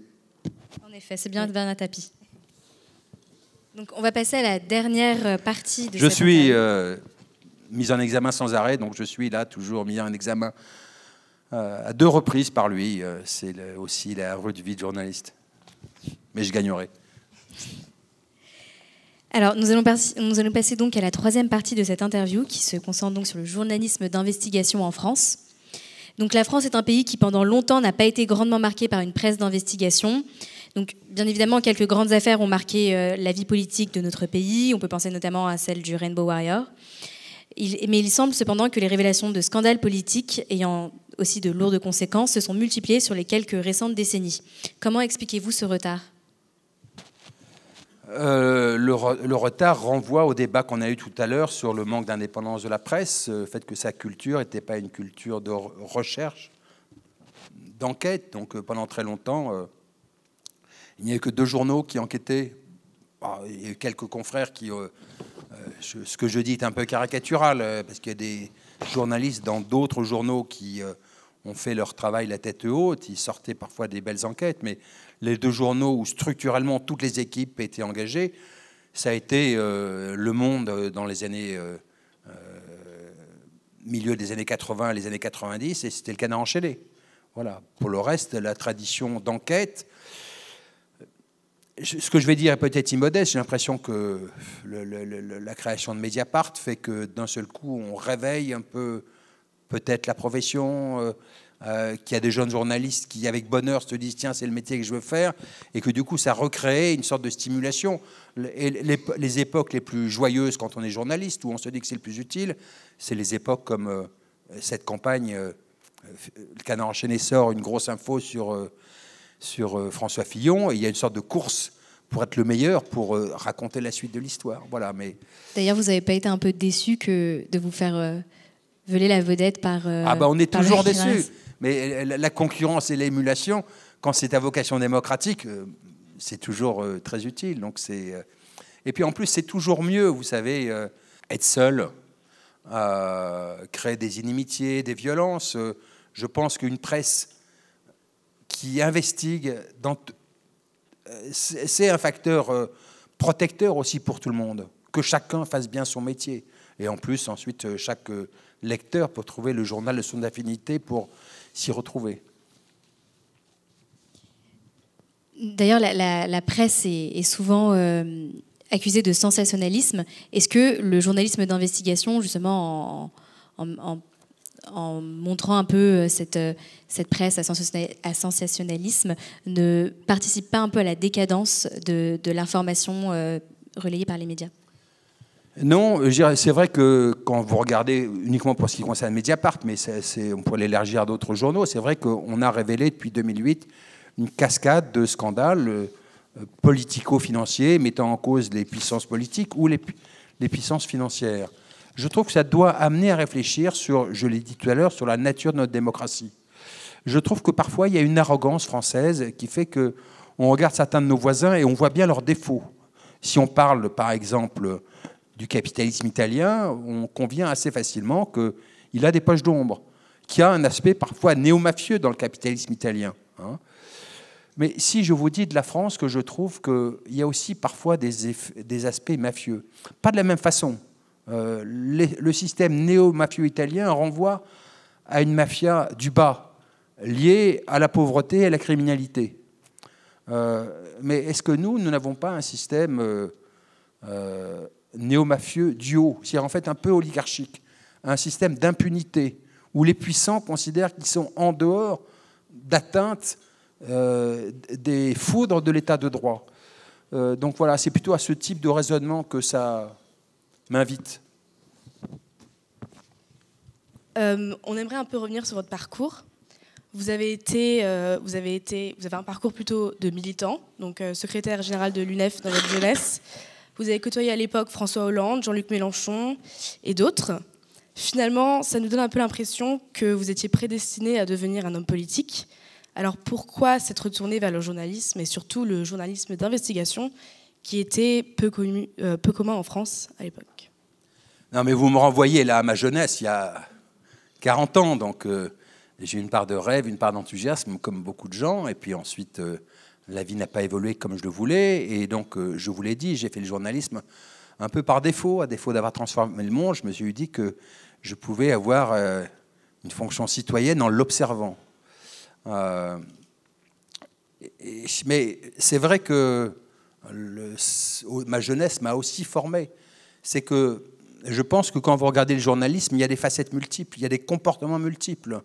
Il y a le journalisme, si on parle pour ne fâcher personne du 19e, il y a le journaliste courtisan que dénonce Balzac dans Splendeur et misère des courtisanes, et puis il y a aussi des journalistes rebelles. Sous le Second Empire, il y a beaucoup de journalistes rebelles, parce que sous l'Empire, c'est compliqué. Faire un dessin, il faut aller au ministère de l'Intérieur pour avoir l'approbation. Il y a des articles qui sont censurés. On peut même être envoyé au bagne, comme Charles de l'Écluse, fondateur d'un petit journal qui s'appelait Le Réveil. Donc voilà, il y a une posture d'opposition qui va du journaliste courtisan au journaliste rebelle. Moi, je pense que le bon journalisme consiste, comment vous dire, hein, c'est une formule qu'aime beaucoup mon confrère Duplenel, c'est une formule de Charles Péguy, le Péguy qu'on aime, celui de notre jeunesse. Hein, voilà, hein, c'est penser contre soi-même. Un bon journaliste doit parfois aller contre ses propres convictions, mais ne jamais rien tenir acquis. Donc, si j'avais entre les postures que je vous indiquais un choix à faire, je préférais la posture un peu rebelle. Un journaliste ne peut pas être intégré dans des systèmes de mondanité, de connivence. Il doit se tenir un peu à distance du monde qu'il décrit et pas intégré dedans. Donc, c'est vrai que dans ma culture professionnelle, je me sens assez loin de ceux que parfois on baptise les petits marquis du journalisme. On va d'ailleurs revenir sur cette fonction de journaliste d'investigation. C'est une profession qui suscite beaucoup de fantasmes, mais également beaucoup de polémiques sur ses façons de faire. Donc comment, quand on est journaliste d'investigation, on s'assure de la fiabilité de ses sources et de ses informations? Encore une fois, un journaliste d'investigation, c'est un pléonasme. Tous les journalistes devraient chercher, enquêter. C'est le cœur du métier, enquêter. Et ensuite, la loi du métier, en tout cas quand il est bien exercé, c'est de publier non pas ce que l'on sait, c'est de publier ce que l'on peut prouver. Donc c'est vrai, et surtout, c'est vrai surtout pour les enquêtes lourdes, les enquêtes compliquées, les enquêtes qui mettent en cause les gens puissants, politiques ou financiers. On écrit, vous savez, le code pénal détermine, quand vous êtes poursuivi en diffamation, il y a deux façons de gagner. Soit vous gagnez parce que vous prouvez la véracité des faits, soit vous prouvez la bonne foi de l'enquête. Et le code pénal détermine les critères de la bonne foi. L'absence d'animosité personnelle, le respect du contradictoire, vous demandez son point de vue à celui que vous mettez en cause, voilà. Et donc, c'est vrai, quand vous faites un journalisme d'enquête, parfois risqué, vous pensez, quand vous écrivez, à l'offre de preuves que vous auriez à faire si vous êtes poursuivi en diffamation. Est-ce que je peux prouver tout ce que je dis? Non pas est-ce que c'est vrai ce que je dis, c'est est-ce que je peux le prouver? Et donc, Du coup, c'est vrai que pour une presse indépendante, souvent le type de pression que l'on peut subir n'est plus celle des actionnaires, c'est celle une pression judiciaire par des cascades de procès. Donc c'est vrai que nous sommes souvent mis en examen, parce que la loi française est ainsi faite que les journalistes peuvent être mis en examen de manière automatique. Vous savez, vous êtes poursuivi, la mise en examen est automatique, elle est prononcée par un juge qui n'a pas le droit d'instruire le dossier. Bon. Et donc, je vous le dis, moi j'ai eu un record, je vous l'ai dit tout à l'heure, avant que nous commencions à débattre, j'ai eu un record, c'était 2010. J'ai été mis en examen 12 fois par une seule banque, BPCE, et j'ai tout gagné. Et non seulement j'ai gagné, mais je les ai fait condamner eux-mêmes pour poursuite abusive ensuite. Voilà. Parce que et c'est pour ça que la presse d'investigation, c'est un métier collectif. D'abord, entre nous, on s'auto-valide ce que l'on fait, on se met en garde contre nos propres emballements. On a parfois des lectures ensuite avec nos propres avocats pour vérifier tu dis ça, mais tu as un document qui le prouve, tu as un témoin qui pourrait venir à la barre le confirmer. Voilà, donc c'est pour ça que tout le monde ne peut pas être journaliste. Journaliste, c'est-à-dire, tous les citoyens ne sont pas journalistes. Le journaliste, c'est un métier avec des procédures de vérification, de recoupement, et qui, dans les affaires sensibles, est un métier très compliqué. C'est-à-dire que, et donc un métier très collectif, où on valide entre nous la qualité de ce que nous faisons. Donc parfois, il y a des journalistes qui se rêvent un peu comme des snipers solitaires. Et malheureusement, ces histoires se terminent parfois mal. Ce n'est pas un métier solitaire, la presse d'enquête. C'est vraiment un travail tellement minutieux qu'il doit être collectif. Justement, pour revenir sur Mediapart, donc, vous cofondez ce journal en ligne en 2008 avec François Bonnet, Gérard Desportes et Edoui Plenel. Votre projet est de créer un journal en ligne généraliste s'adressant à une clientèle qui ni l'offre papier existante, ni l'offre en ligne ne satisfait aujourd'hui. Le journal compte à ce jour plus de 130 000 abonnés, même 149 000 il me semble, et un peu moins de 14 millions d'euros de chiffre d'affaires. Comment expliquez-vous ce succès ?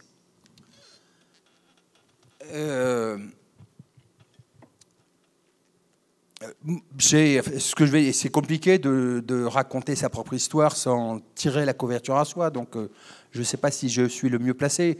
Donc je vous le dis avec cette part d'immodestie, le fait que je suis celui qui raconte sa propre histoire. Les fondateurs du Monde sont pour l'essentiel issus, les fondateurs de Mediapart sortent du Monde. Moi j'en étais le directeur adjoint, Plenel en était le directeur, et François Bonnet, qui est le directeur éditorial de Mediapart, était le rédacteur en chef des pages internationales du Monde. Voilà. Et si on fait ça, c'est qu'on a la conviction que le journal dont nous rêvions, Le Monde, était en train de perdre son indépendance et qu'il fallait refonder un nouveau journal libre, indépendant, et que l'irruption d'Internet nous permettait de le faire dans une économie de moyens. Et du même coup, la conviction que nous avons eue, c'est qu'il y avait une attente de citoyens de cette forme de presse libre et indépendante. Et ça a été compliqué parce que on a démarré avec assez peu d'argent, 4 millions d'euros seulement, ce qui n'est pas beaucoup pour embaucher une équipe de 25 personnes au début. Et puis, mais assez vite, au bout de 2 ans, la courbe a décollé. La courbe a décollé et donc on est passé, vous l'avez dit, à 100, les derniers chiffres d'aujourd'hui, c'est 149 000 abonnés et quelques. Donc, par comparaison, Le Monde en numérique est à 50 000 ou 55 000 abonnés, alors qu'ils ont une notoriété de marque qui n'a rien à voir avec la nôtre.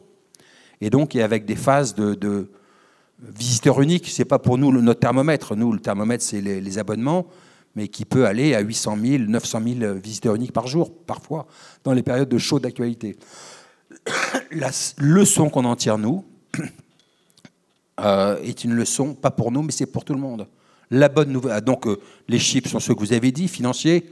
On est passé, donc on a fait 12 millions d'euros de chiffre d'affaires, 2 millions d'euros de profit l'an dernier, et on est passé de 25 ou 26 CDI à la création à maintenant plus de 80 CDI. Et donc la leçon qu'on en tire, c'est que voilà, quand on fait honnêtement son métier, dignement, les citoyens sont en rendez-vous. Et donc la conviction que nous en tirons, c'est celle que je vous indiquais tout à l'heure. La presse vit non pas une crise de la demande, elle vit une crise de l'offre. dès lors que la presse fait bien son métier, les citoyens sont au rendez-vous pour la lire. Et donc, et vous voyez bien qu'on vit une période de basculement, enfin vous voyez bien. Il y a énormément de jeunes journalistes qui, par exemple en région, tentent des expériences de fondation de jeunes journaux indépendants. À Marseille, à Toulouse, à Lille. On vit une période de basculement. Le paysage de la presse dans 5 ans ou dans 10 ans n'aura plus rien à voir. Et de ce point de vue, la fenêtre d'Internet, c'est une fenêtre de liberté formidable parce que l'économie du système n'est plus du tout la même. Vous voulez créer un quotidien, il faut 30 millions d'euros, donc il faut un mécène, lequel est quasiment sûr de perdre sa mise assez vite. Et donc vous avez à nouveau ce lien de dépendance. Créer un journal de qualité sur Internet, ça a été notre chemin. On a démarré, c'est assez rare de créer une entreprise tout de suite avec 25 personnes, mais voilà, on a eu besoin de 4 millions d'euros pour démarrer et pour faire maintenant ce qui est un succès économique. Donc c'est une bonne nouvelle pour tout le monde, me semble-t-il. Donc le fait de créer un journal en ligne, au départ, c'était pas un choix par défaut. C'était vraiment, pour vous, le meilleur canal pour Mediapart. Si je suis honnête, ça n'était pas notre choix premier. La presse française vit à un retard technologique majeur. Internet date de 1992-1993 et pendant 13 ans ou 14 ans, la presse française ne s'est saisie d'Internet que comme une extension à vocation commerciale, gagner un peu plus d'argent par des recettes publicitaires. Mais vous alliez en 2000 ou 2005, par exemple, sur le site Internet du Monde, ils vendaient la marque Le Monde, mais les journalistes qui écrivaient n'étaient pas les journalistes du Monde, c'était des jeunes dans des statuts précaires qui étaient là pour couper des petites dépêches d'agence à toute vitesse. Et si le lecteur y venait, il trouvait tout sauf la pertinence, la qualité. Pardon, j'ai oublié la question de départ. Est-ce que c'était un choix par défaut? Et donc nous, au début, quand on a quitté Le Monde, voyant ce qu'il devenait, on s'est posé la question, est-ce qu'on va créer un quotidien papier? Est-ce qu'on vivait aussi dans ce retard Et puis, assez vite, on a buté sur la question, il faut trop d'argent, on n'y arrivera pas, on aura besoin d'un mécène, on n'en veut pas.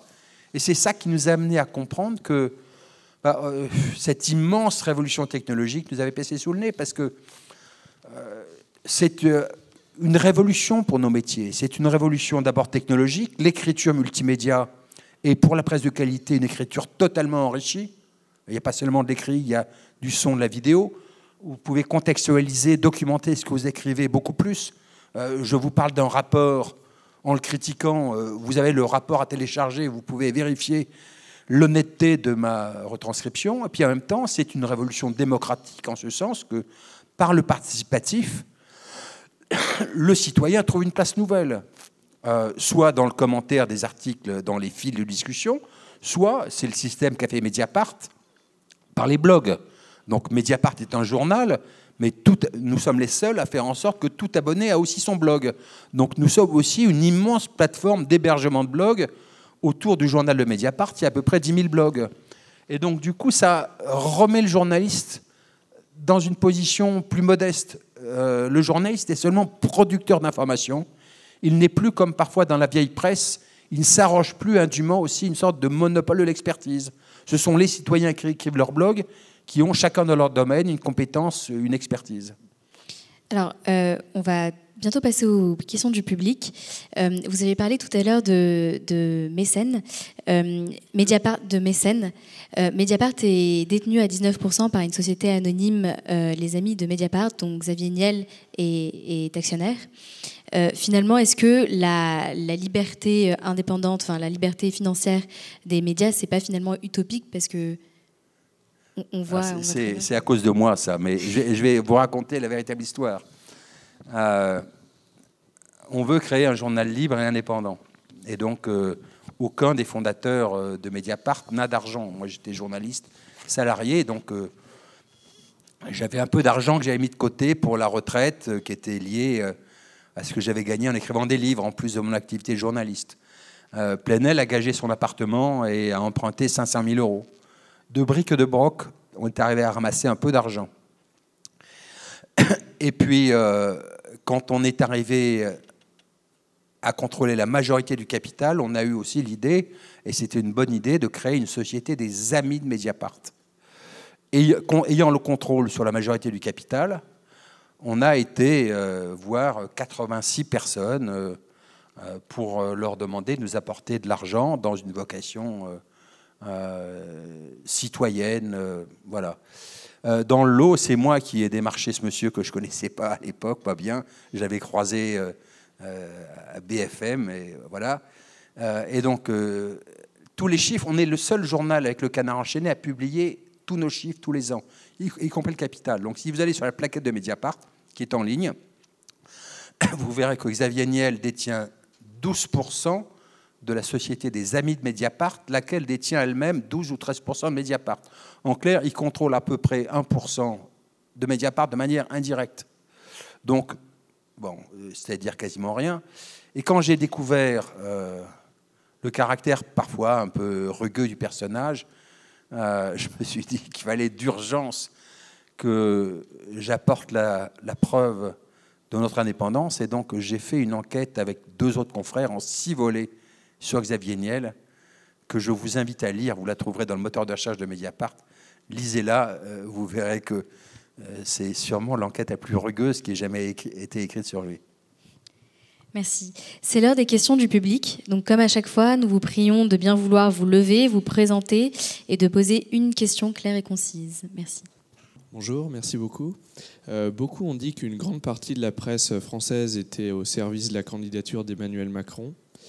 Qu'en pensez-vous? Est-ce qu'à votre avis c'est vrai? Et deuxième toute petite question, que pensez-vous de ce nouveau président de ce point de vue-là? Est-ce que vous pensez qu'il fera de bonnes choses au service de la liberté de la presse? Merci. C'est la réponse du tac au tac. Oui, j'ai l'impression qu'il y a eu des appuis très très solides. Et il y a 2 journaux en clair qui ont mené une campagne formidable en sa faveur, qui ont été Paris Match, qui appartient au couple Lagardère, et par ailleurs l'Obs. L'Obs a dû faire, vous les retrouverez, 8 ou 9 couvertures. Cover, comme ils disent dans le langage des hebdos. Donc je pense qu'il y a eu des appuis. Je n'ai pas pu découvrir. Il y a parfois des instructions qui sont données. Il y a des journaux où on le devine. Là, on sait bien que l'Obs, il y a eu une bataille de normalisation de l'Obs. Je vous ai cité le licenciement d'eau de Lancelin, qui est une voix discordante dans l'Obs. Donc je pense que n'est sans doute pas fortuit, mais je ne peux pas le documenter. Que faut-il attendre maintenant de Macron? J'ai écrit ce soir sur Mediapart le sentiment que j'avais sur le cheminement du personnage. Moi, j'ai vraiment la conviction que je le fais vite parce que c'est un long papier que vous pourrez lire si vous avez l'envie, qu'il est une sorte... en politique, son arrivée est un séisme puisque ça bouleverse, ça a conduit à l'implosion du Parti socialiste et peut-être celle du Parti des Républicains, on le verra. Et donc ça, c'est vraiment en politique. En économie, j'ai plutôt le sentiment que c'est une sorte d'aboutissement. C'est qu'on a vécu 30 ans. Moi, j'ai chroniqué 30 ans de vie économique où progressivement, les signes qui distinguaient les politiques économiques de gauche et de droite sont devenus de plus en plus ténus. La politique monétaire, la politique budgétaire est passée sous commandement automatique via l'Europe. Les points de désaccord sont devenus quasi marginaux. Et donc, si vous voyez le cheminement même de Macron, secrétaire général de la commission Attali, qui prépare des réformes pour démanteler le code du travail sous Sarkozy, dans le rapport Attali, en fait, ils ne les appliquent pas sous Sarkozy, ils les appliquent sous Hollande, et là, il franchit l'étape de plus. Et donc, moi, je trouve que il y a une sorte d'aboutissement. La gauche et la droite sont devenus de moins en moins opposés. Et voilà, c'est le pas ultime, me semble-t-il. Ce qui, moi, comme citoyen, m'inquiète, parce que je pense que la démocratie, c'est le dissensus. Mais ensuite, ce commentaire n'engage que moi. A-t-on des bonnes choses à attendre? Je ne sais pas. Je ne sais pas. Pour le code du travail, je suis inquiet. Pour Internet, il y aura peut-être des gens de qualité qui feront des réformes démocratiques utiles. Mais il faut toujours laisser un pouvoir le temps de s'installer et le juger d'abord sur pièce. Donc ce que je fais est anti-journalistique, hein, se prononcer avant que les faits aient eu lieu. On va prendre une autre question.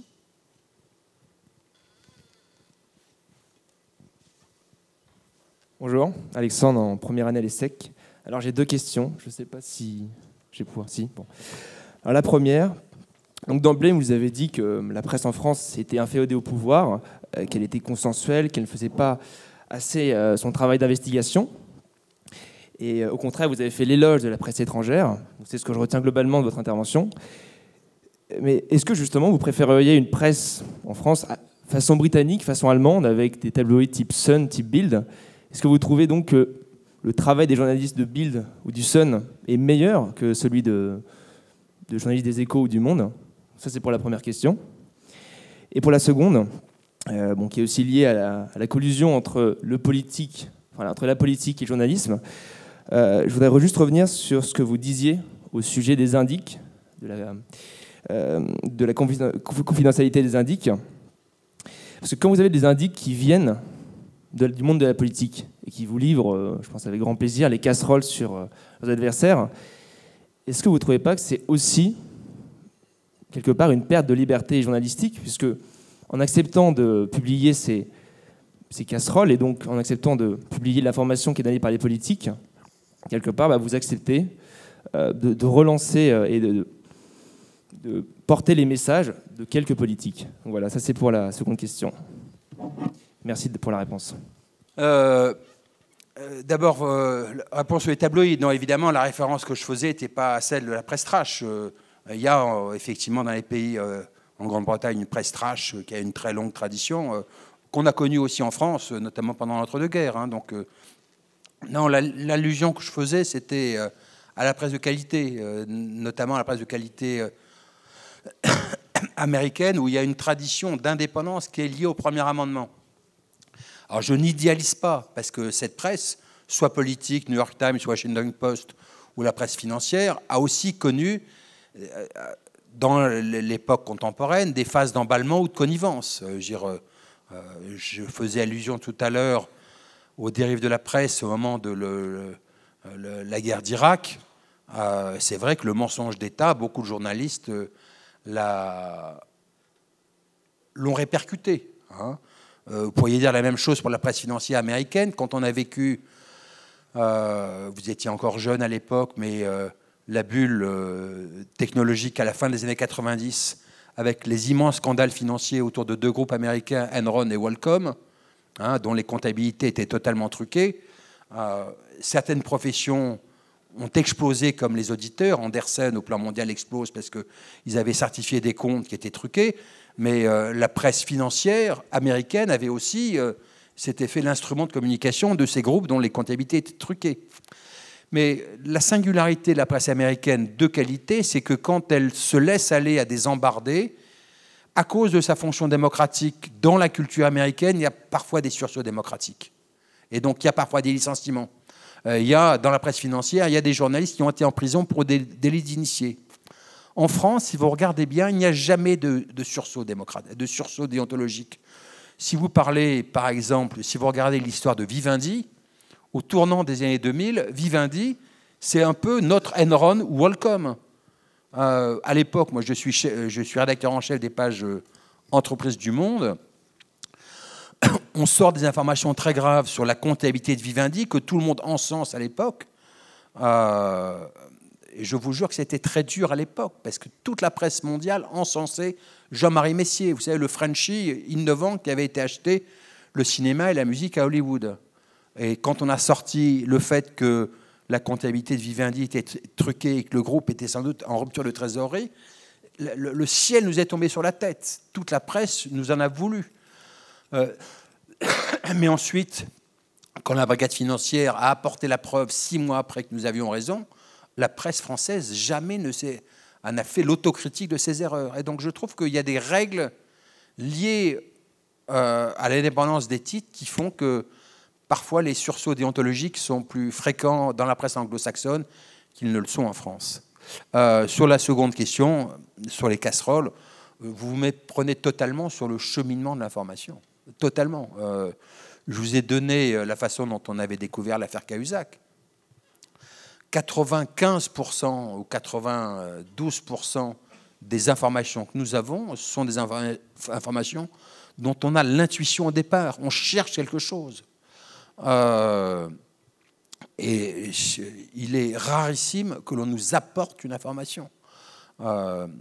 Donc, je pourrais vous le documenter. Ça peut arriver. Ça peut arriver, mais quand il y a une information... Je vous donne un exemple, l'exemple Bettencourt. Il y a eu la bande, l'enregistrement, fait de manière illégale par le majordome. Et il y a un journal, il l'a dit après, Le Monde, qui a refusé de s'en faire l'écho, qui n'a même pas voulu écouter la bande. Nous, finalement, on l'a obtenu, la bande, mais ensuite, c'est un travail... On ne répercute pas. On a passé 3 semaines d'abord à faire le tri. On a mis de côté tout ce qui était relevé de la vie privée. On considérait qu'on n'avait pas à s'en faire l'écho. La vie privée, c'était les relations entre la vieille dame et son avocat, les relations entre la vieille dame et sa fille, pour isoler seulement ce qui nous semblait d'intérêt public. Qu'est-ce qui était d'intérêt public? C'était la présomption de fraude fiscale, présomption de financement illégal d'un parti. Et une fois qu'on a isolé dans la bande magnétique tout ce qui nous semblait d'intérêt public, il a fallu tout vérifier. Et donc, entre le moment où on a eu la bande et le premier article, il s'est passé plus de 3 semaines. Je peux vous dire la même chose pour... maintenant, vous savez, il y a parfois des syndications de journalistes au plan mondial pour des grandes masses de données que l'on reçoit. Pour le Football Leaks que Mediapart a publié côté français, je pense qu'on a dû travailler 3 mois sur les données, secrètement, dans des systèmes de communication cryptés avec nos confrères à l'étranger, avant de publier la moindre information. Donc voilà, donc l'univers de la presse de qualité ne se passe pas du tout tel que votre question pouvait le laisser induire. Laurent Mauduit, merci. Cher public, c'est la fin de ce débat. Nous vous invitons donc à vous rendre en cafétéria pour poser plus de questions à Monsieur Mauduit si vous le souhaitez, et surtout pour le cocktail. Est-ce que je peux juste dire un mot? Juste une phrase. Quiconque veut poursuivre l'échange avec moi peut le faire.